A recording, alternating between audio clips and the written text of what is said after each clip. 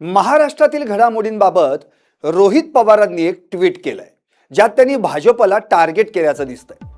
चला तर बघूयात त्यांनी नेमकं या ट्विटमध्ये काय म्हटलंय.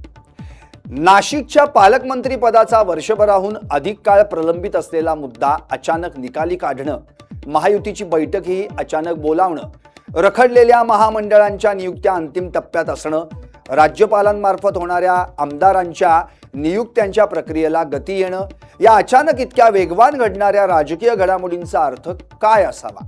कदाचित महाराष्ट्र भाजपच्या प्रमुख नेत्याला देशात एका महत्त्वाच्या विभागाची जबाबदारी लवकरच मिळण्याचं तर हे संकेत नाहीत ना, असा प्रश्न त्यांनी ट्विटद्वारे उपस्थित केलाय.